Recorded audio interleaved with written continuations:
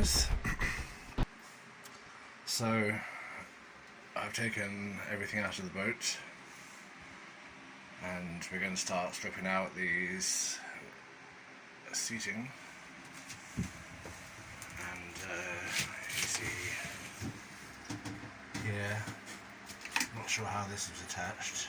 I don't know if there's a piece of wood on the stringer or something, or if they draw through the hole.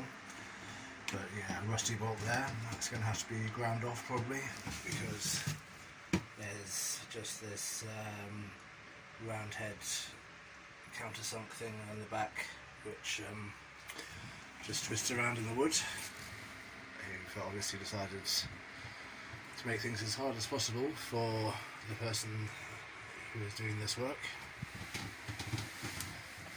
Water drips in back there down to the bilge and was gathering here, so I drilled a hole there, probably a centimetre of thickness there, although I imagine that's just because it's at the very bottom here and there's probably multiple layers lapping over each other there.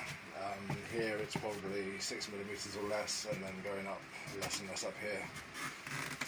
But yeah, I'll be aiming for about 8mm when I extend this part here to make the boat deeper and wider.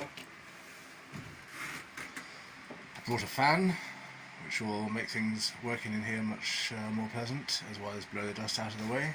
I borrowed the Hoover. I haven't got a grinder, but I'm hoping to borrow one, but there's a lot I can do with some 36 grit sandpaper. Yeah, and the water, polyester and water don't work very well, and there was obviously not enough resin on this shit to begin with, and the same all around here. Yeah, the guy probably paid like €10 for a small can of resin at the hardware store instead of paying 20 for 5 litres at online. But either way, yeah, it's a load of shit. And so here, filled with foam underneath. You can see it better on this side. And then glass on top. All that's going to come out.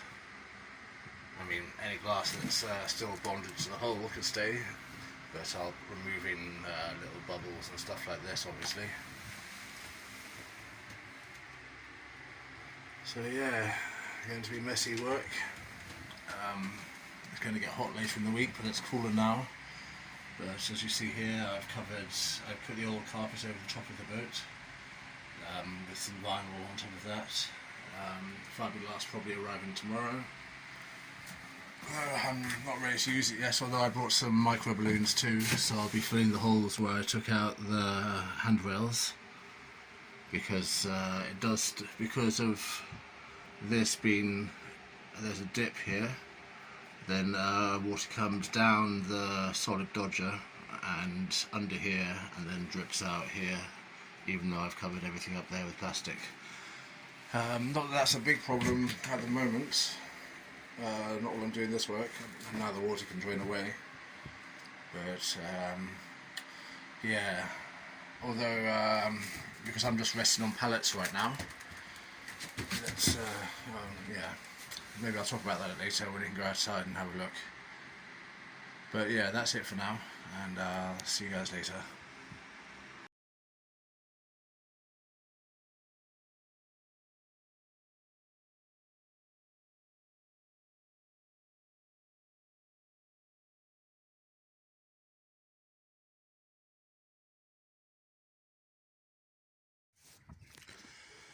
Good morning, guys. So we have this trailer to put the boat on later, which is good because right now the boat is extremely flexible, and as I mentioned before, there's this crack down here, which is obviously not from hitting something.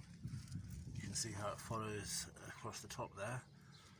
That's just from the boat flexing, and that's because there's no stringers at all.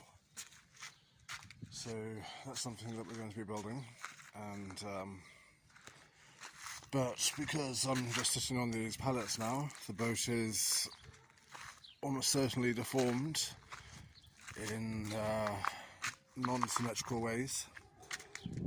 So we should absolutely get her onto the trailer before we think about doing the stringers, which we're not that close to yet, although it is going to be this month. I'll show you inside where we're getting to.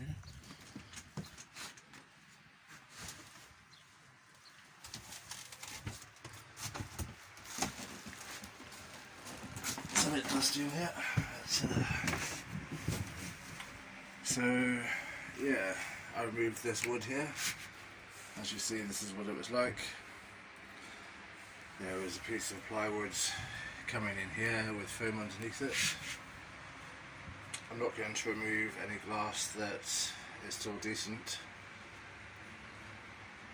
That's just going to add strength, there's no point in removing it. And removed all the other little bits here that needs to be sanded down there where there was support for the seats. So I think that at least here I'm not going to build proper raised up stringers.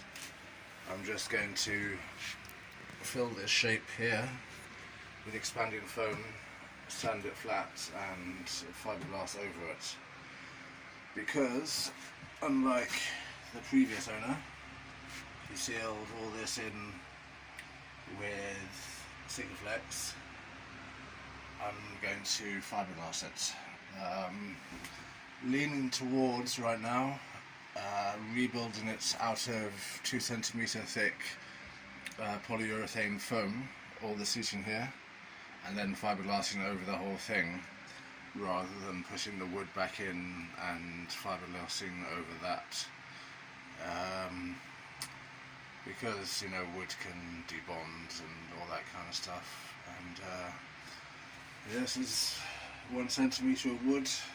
It's going to be comparable strength to 2 centimetres of fiberglassed polyurethane foam.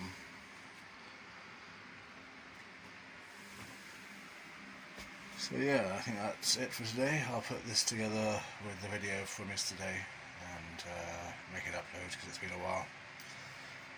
Got some deliveries today, the resin and stuff. I couldn't find polyurethane foam boards. Well, I found them at the local hardware store, but they're 3 times the price of what they should be. So I'm debating going to the next town. Deliveries turned out to be expensive from what I found online.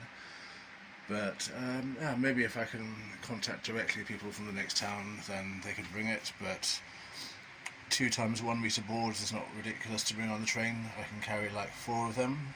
Maybe, I think I need about 6 to do the whole boat.